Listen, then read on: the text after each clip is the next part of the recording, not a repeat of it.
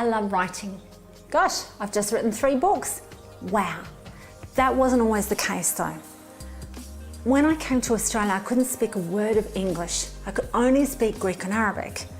And I learned to speak English via reading a gorgeous book. Love it to death. I still know it off by heart, called Green Eggs and Ham by Dr. Seuss. And I love the idea with the writing, the rhymes and the shortness. I love the expression. I remember in year 11, my English teacher said to me, "You're a hopeless writer. You just can't write. I hate writing. I hate marking your assignments." Oh my gosh, what? What's this got to do with empowering children? How is writing about empowering children? And children don't write anymore. They tap it out on the computer or ticky-tack it on their mobile phones. Writing is so important. As you know from previous clips, that when we write something, there's 10,000 movements within our body from our fingertips to our brain to create 10,000 brain synapses, which are 10,000 ways to see how we can create a new solution to any problem or perceived problem. So let's go back to writing. Writing is a form of expression.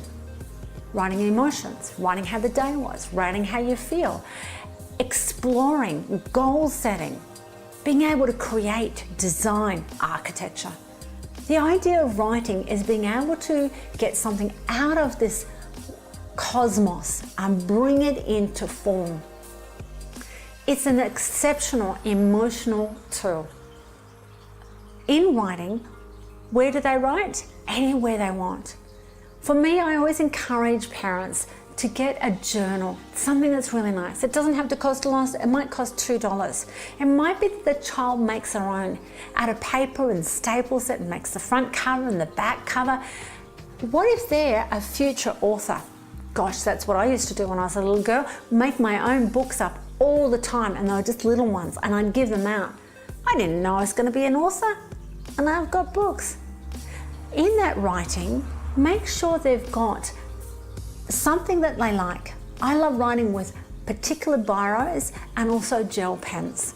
They might like texture, they might like crayon, they might like any sort of medium. They might like grey lead pencil. It might be when they're writing, they're so meticulous and slow and they've got to rub it out or liquid paper it. Let them do it. Allow them to do it the process that they need. For me, writing is very, very important. So much so, I created my own journal. And in the journal, I made it that it was pretty. The little girl came in with it. Now you guys might not be able to see it, but there's little floating hearts all over the place. And down the bottom, there's an affirmation on each page. When I give children this particular journal, which at the back says the beginning and that you design your journey, it allows them to either write or draw or understand, you know what? This is my place to express the core essence of me. When we can do that, it means that children are able to goal set for the rest of their life. Now, not everyone's a writer, especially aquas. They don't like writing. They might write a quick note, or sometimes when I'm teaching courses, people are not note takers. I am in one way. The way I take notes, if I'm listening to you talk, if I'm listening to your video instead of you listening to mine, is I actually doodle. I'll draw pictures and shapes and colour in. It helps my brain to integrate. So please encourage your children to write. Remember, let's go back to empowering words. If you choose to write, you have the gel pens if you want.